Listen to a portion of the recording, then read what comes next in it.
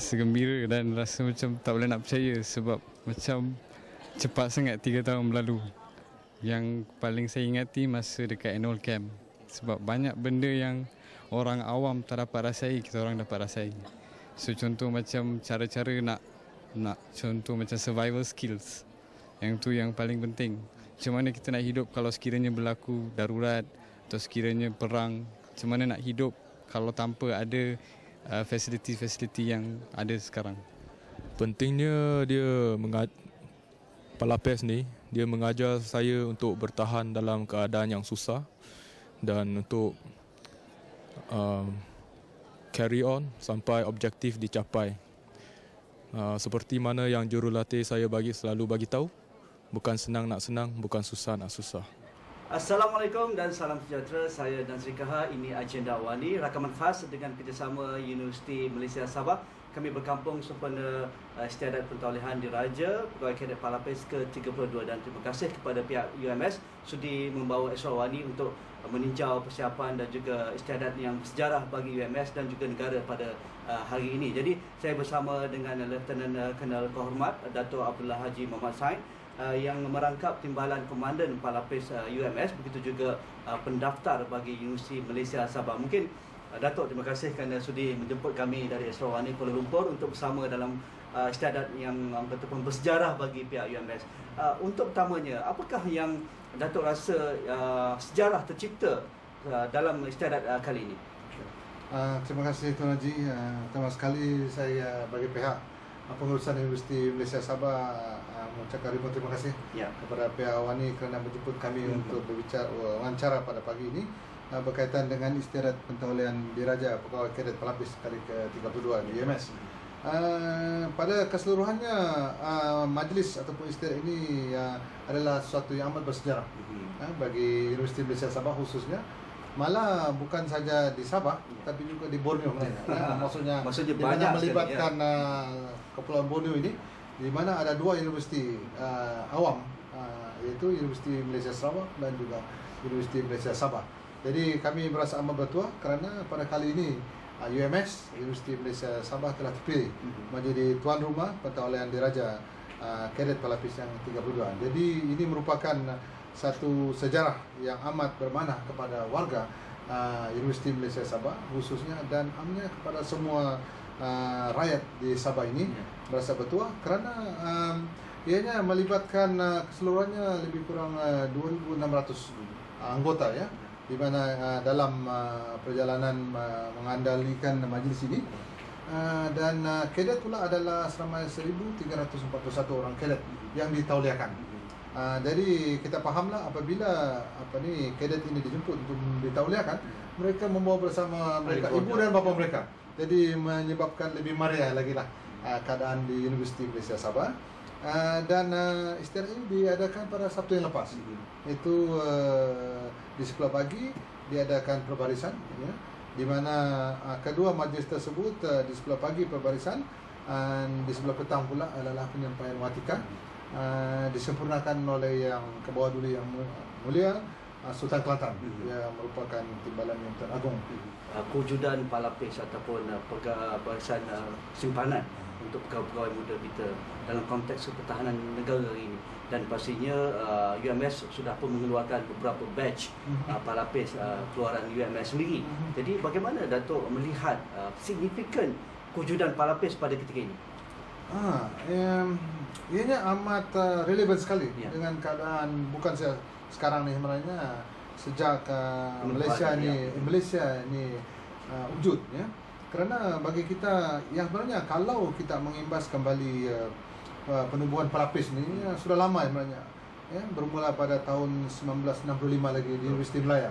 Pada ketika itu dikenali sebagai ROTU ya, Reserve Officer Unit ya, ROTU Training Unit. Dan penubuhan Palapes secara rasminya dirasmikan pada 1978 ya oleh Kerajaan Malaysia ya, khususnya Kementerian Pertahanan, dan manakala Universiti Malaysia Sabah pula diwujudkan pada 2006, iaitu 2 tahun selepas UMS diwujudkan.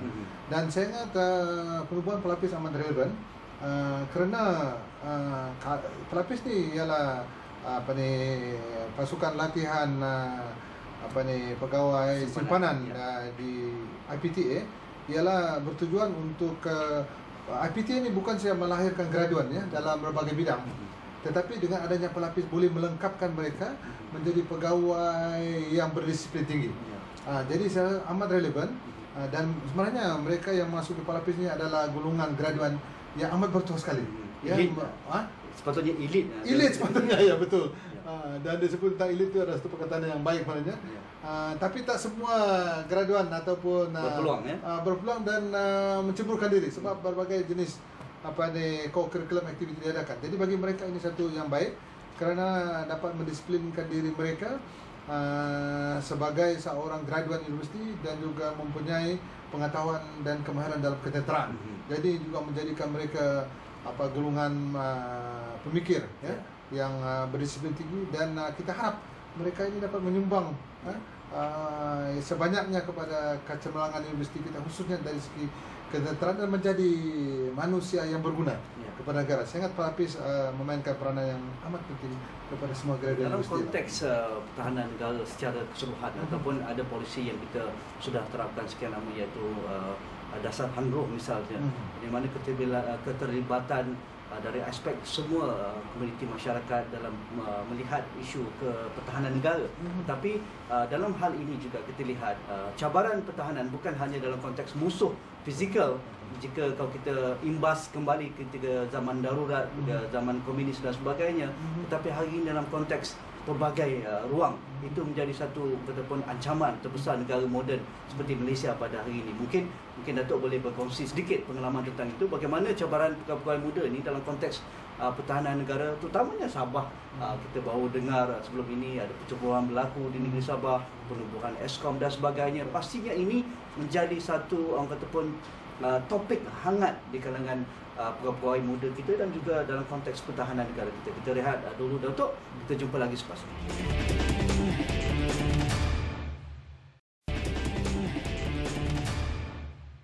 Terima kasih kerana setia bersama kami. Saya masih bersama orang kuat pelapis Universiti Malaysia Sabah, Timbalan Komandan Lieutenant Colonel Kehormat Datuk Abdullah Haji Muhammad Said. Mungkin Datuk melihat soalan saya yang saya ajukan, saya jual awal tadi, maksudnya cabaran hari ini dalam konteks pertahanan negara bukan hanya dalam melihat musuh yang berbentuk fizikal, tetapi maksudnya kalau nak jadi pegawai muda, apatah lagi sebagai barisan kedua negara, pastinya software kita, aplikasi ilmu pertahanan dalam konteks pelbagai, dalam konteks pertahanan negara hari ini. Ya, terima kasih. Ya, menyentuh dengan dasar pertahanan menyeluruh negara ataupun ANDRU dikatakan tadi itu, ini merupakan satu dasar pertahanan negara yang amat bersesuaian dengan keadaan semasa. Ibaratnya mengikut sejarah dah lama rancang ni sebenarnya, sejak 1990-an lagi. Tapi sehingga tahun 2006 ya barulah dilaksanakan konsep pertahanan menyeluruh negara ataupun ANDRU ni. Jadi dalam konteks pelapis ni, pertahanan negara secara menyeluruh ni, di sinilah peranan pelapis amat penting sekali. Ya, apabila pertahanan menyeluruh ni, sebenarnya dia bukan hanya melibatkan anggota-anggota pertahanan semata-mata ya, laut tetap udara, laut dan juga darat. Tetapi dengan adanya pelapis ni, dengan penglibatan orang awam khususnya, ya, swasta dan juga badan-badan NGO, ya, badan-badan NGO yang harus ikut serta. Jadi saya amat bersetuju bahawa di dalam mempertahankan negara ini sebenarnya bukan saja secara fizikal kita ni akan berhadapan dengan musuh secara fizikalnya, tetapi secara secara pemikiran, konsep-konsep, dasar-dasar di luar negara juga memainkan peranan ya. Jadi kita jangan memikir bahawa rakan senegara ataupun rakan-rakan berdekatan dengan kita ni tidak ada mengakibatkan suatu perkara yang tidak diingin akan berlaku.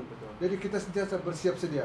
Jadi dalam konteks ini kita pelapis bukan saja didedahkan dalam ilmu pengetahuan kemahiran dalam ketenteraan, tapi juga harus dipimpin dari segi kepimpinannya. Dan pastinya kelebihan pada pegawai muda pelapis kerana mereka berada di universiti. Betul sekali. Ya, jadi dalam konteks ya betul. Jadi pegawai kadet pelapis di UMS ini didedahkan keseluruhannya mereka kepada perkara-perkara yang bukan saja dari ancaman fizikal, ya, tetapi juga persiapan dari segi ilmu luar daripada yang ada yang kita lihat dengan mata kasar kita pada hari ini. Dan sebagai contoh di Sabah ni.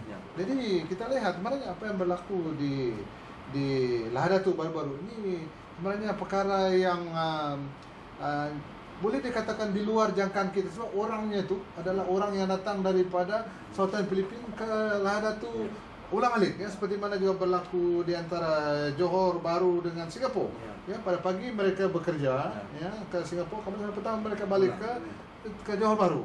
Jadi begini juga yang berlaku di Lahadatul ni, mereka pagi bekerja Lahadatul balik ke tempat mereka di Pulau. Jadi sudah menjadi suatu perkara yang normal.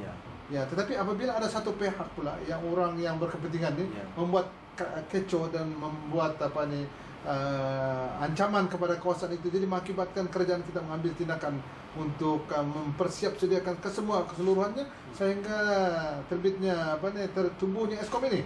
Jadi ini sebenarnya bagi kita adalah satu benda yang baik. Jadi pihak pelapis pula bagi kaedah-kaedah pelapis didedahkan dengan ilmu-ilmu seperti begini.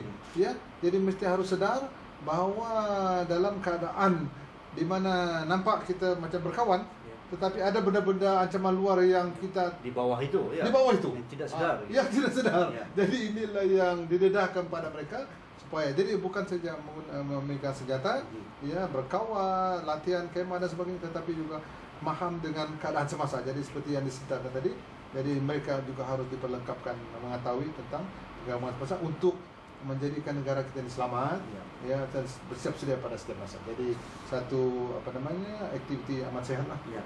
Saya tertarik dengan titah ucapan Keduli Yang Maha Mulia Sultan Kelantan kelima, Sultan Muhammad kelima dalam acara istiadat pembarisan parti tersebut, di mana beliau mengungkapkan bahawa Palapis perlu menjadi sebuah barisan kedua yang mantap bagi pertahanan negara.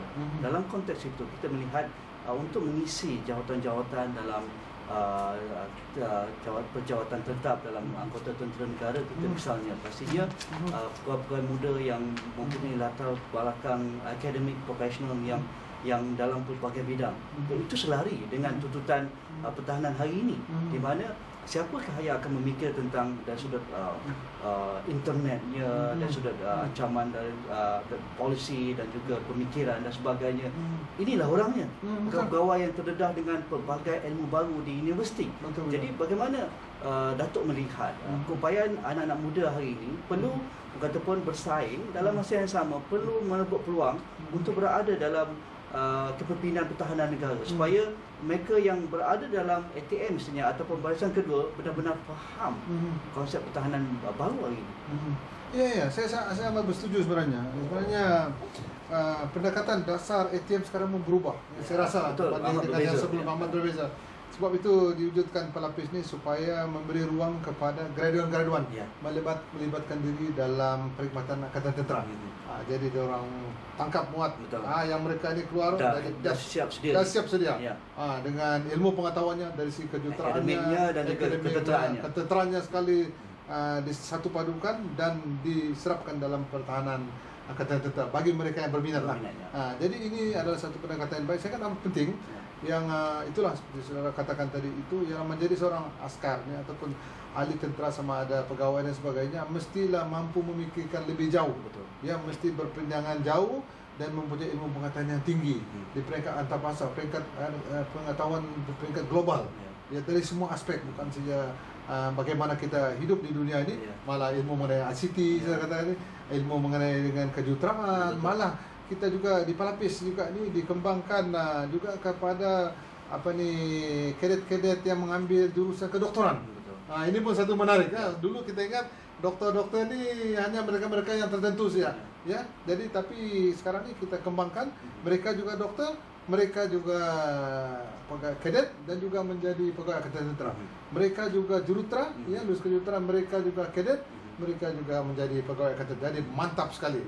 Jadi menjadi dia panggil sumber manusia yang menyeluruh, yang bertaraf antarabangsa dan juga global. Jadi inilah sangat menarik sekali lah. Dan kita sedia maklum juga anggota tentera kita yang ataupun menjadi pegawai sudah dihantar di merata dunia sebagai envoy, sebagai ambassador, sebagai pasukan pengaman PBB dan sebagainya. Pastinya kalau nak menjadi yang kata barisan hadapan mewakili negara ini, mereka yang benar-benar berkelayakan untuk berinteraksi dengan ataupun para diplomat ataupun rakan-rakan angkatan tentera dari negara asing dan sebagainya. Jika kita tidak memiliki pegawai-pegawai yang sudah bersiap siaga dengan ilmu-ilmu ini, sukar untuk kita berhadapan ataupun setanding dengan mereka. Sekali lagi kita rehat lagi, Dato'. Lepas ini kita akan melihat isu tersebut. Kita jumpa lagi selepas ini.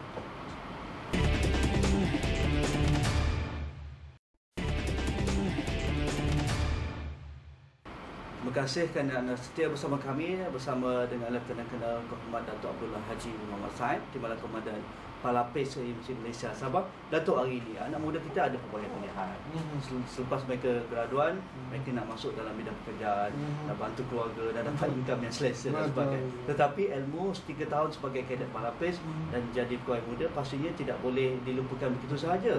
Dan negara memerlukan khidmat mereka dalam pasukan simpanan askar wataniah misalnya. Pengalaman Dato' sebagai komandan dan kataupun batch-batch yang sudah ditauliahkan, adakah mereka terus memberi kataupun peranan dalam pasukan wataniah walaupun mereka tidak terlibat secara tetap dalam perkhidmatan angkatan tentera? Jadi bagaimana nak menarik minat mereka supaya latihan sebagai pegawai tentera 3 tahun itu tidak dibazirkan dan negara dapat khidmat mereka? Betul. Saya amat bersetuju sebenarnya. Dan graduan GMS ni yang telah ditauliahkan, Palapis ni sebenarnya ramai di antara mereka juga terlibat sama ada mereka serap kepada perkhidmatan tetap maupun secara sukarela. Jadi di Sabah ni khususnya kita panggil Regimen 507 Askar Wataniah. Sebelum saya menjadi Timbalan Komandan Palapis, sebenarnya saya adalah Jawatankuasa Pendukung Askar Wataniah di 507. Jadi dan ramai di antara mereka melapor sebenarnya. Bagi mereka yang telah tamat latihan Palapis ni dan ditauliahkan, mereka diarah untuk melapor kepada pusat latihan yang terdekat lah, yang berdekatan ya, regimen yang terdekat lah. Jadi kalau di Sabah ni dipanggil Regimen 507. Jadi mereka melapor ya, dan apabila mereka balik ke Semenanjung, mereka ada itu juga masing-masing. Jadi mereka melapor dan ada yang melibatkan secara sukarela dan ada juga yang masuk secara tetap. Ya, tapi saya amat bersetuju bahawa ilmu ni adalah satu-satunya yang bukan untuk dipamerkan, bukan untuk dimiliki, ya, tapi diterjemahkan dalam kehidupan kita seharian. Apa jenis ilmu lah. Ya, kalau dia menjadi seorang jurutera, ilmu kejuruterannya. Kalau ada ilmu ketenterannya ditambah kepada patut digunakan pakai keseluruhannya. Ya. Jadi dalam konteks itu saya mau bersetuju. Jadi dan untuk kita juga mengadakan kempen sebenarnya. Kempen berterusan untuk mereka berhubung terus. Sebenarnya kita ada senarai alumni ya, pelapis kita dan kita mendapat kontak dan sebagainya dan demikian juga hanya mungkin pada setakat ini perjawatan di perkhidmatan tetap mungkin taklah seperti mana yang kita jangkakan. Mereka pun terikat dengan JPA dan sebagainya. Jadi tak boleh semua diserapkan pada tetap. Tapi saya memang setuju bahawa mereka seharusnya melapor dan menjadi sukarela. Ya. Kita wataniah dan masih menyuruh. Tapi pada umumnya keseluruhannya mereka ni apabila dijadikan sebagai simpanan, pegawai simpanan, mereka akan dikerah sebenarnya apabila sampai masanya, pada waktunya. Jadi jangan sampai pula apabila ada benda yang berlaku di negara kita ini, kita pegang M16 pun sudah tak tahu. Jadi nak cekah pun tak tahu. Jadi kita tak nak benda itu berlaku, tetapi sama rugi. Jadi kalau kita teruskan ilmu kita, sumbangkan, melapor, libatkan diri dengan angkatan tentera, contohnya di sini Regimen 507 Askar Wataniah adalah satu usaha yang baik. Dan malah kita apa yang berlaku di negara barat, Timur Tengah contohnya kan, ada benda yang kadang-kadang ancaman daripada luar datang. Jadi apabila sampai masanya, kadang-kadang kalau bukan saya mempertahankan negara, kita harus, tapi keluarga kita sendiri pun kita tak boleh mampu pertahankan. Susah sebab kita tak tahu apa nak buat. Jadi mereka inilah orang golongan yang amat betul. Dia boleh pegang senjata sekurang-kurang di rumah, dia boleh serang orang-orang yang menyerang keluarga dia dan sebagainya. Jadi saya mau bersetuju dan usaha kita berterusan dan insyaAllah kita terus dengan niat yang baik untuk pastikan pelapis ini terus diperkembangkan di UMS khususnya dan IPT yang lain umumnya, dan supaya menjadi pelapis. Dan seperti kata Haji awal-awal tadi itulah, dia ada value add sebenarnya. Dia menjadi graduan dan juga ada ilmu dan kemahiran dalam ketenteraan. Pengalaman Datuk juga melihat anak-anak muda kita ini, mereka berada di hadapan sentiasa jadi pimpinan universiti, MPP, di luar jadi pemimpin yang hebat dalam korporat sektor dan sebagainya. Betul. Saya sangat bersetuju. Ya, ini adalah banyak peranan yang dilaksanakan semasa menjadi kadet ini, menjadi mereka manusia yang betul-betul berguna. Seperti saudara kata tadi lah, ya, menjadi majlis ahli direktorat ke presiden, majlis pelajar di peringkat universiti. Mereka betul, dia lah orang yang pertama. Ya, dari segi pemakaian, contohnya, ya, pakaian ke kuliah, dia amat berbeza dengan yang biasa. Pada semua rambut dia semua dah biasa.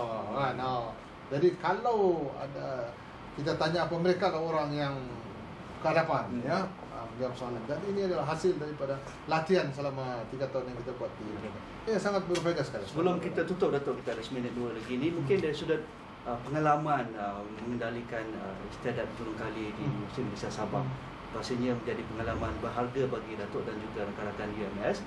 Begitu juga pegawai muda yang ditauliakan. Jadi UMS sebagai kampus hijau, seronok tinggal di sini, di belakang ada Teluk Sepanggar dan sebagainya. Saya pun kalau boleh nak tinggal di sini. Jadi apa yang boleh diceritakan, boleh dikongsikan bersama?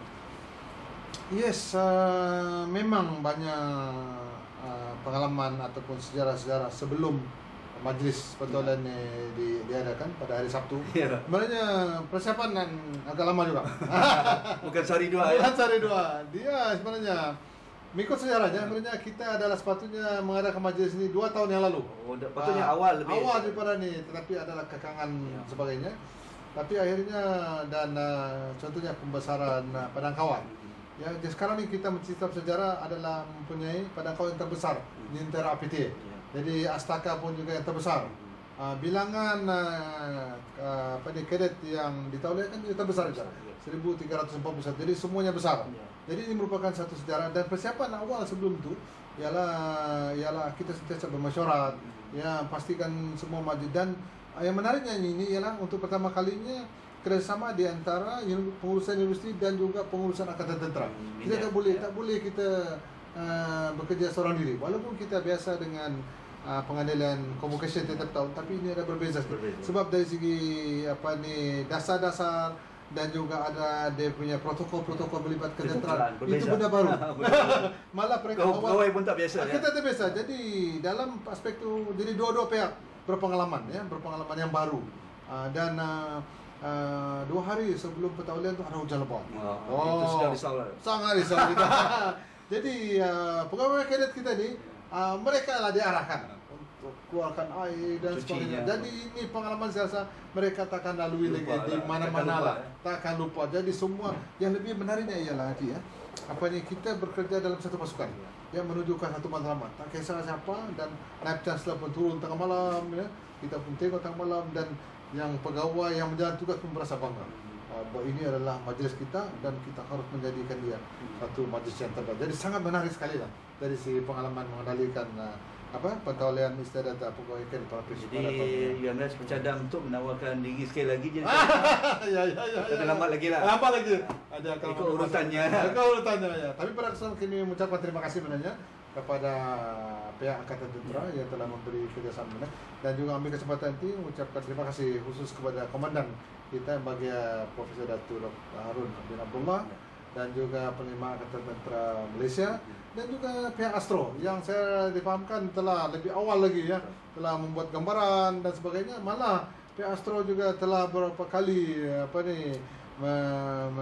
menunjukkan beberapa jenis aktiviti yang berlaku mengenai pelapis ini. Malah beberapa aktiviti lain pun juga berasa terkilat, ya, bagaimana pelajari. Jadi terima kasih banyak. Saya yakin Astro juga akan perluaskan itu pun dengan ataupun jemputan tuan rumah. Terima kasih. Okey, terima kasih sekali lagi kepada Lieutenant Colonel Kehormat Dato' Abdullah Haji Muhammad Sain, Komandan Palapis Universiti Malaysia Sabah, selaku pendaftar Universiti Malaysia Sabah. Terima kasih kepada UMS menjayakan rakaman khas ini di Universiti Malaysia Sabah. Terima kasih kepada anda yang setia bersama kami. InsyaAllah jika ada kelapangan, jika ada peluang, kita akan datang ke kampus hijau di Sepanggar ini untuk ataupun highlightkan ataupun bercerita, berkongsi banyak perkara yang ada di Universiti Malaysia Sabah dan negeri Sabah secara keseluruhannya. InsyaAllah kita jumpa lagi. Assalamualaikum. Terima kasih. Cukup setengah jam.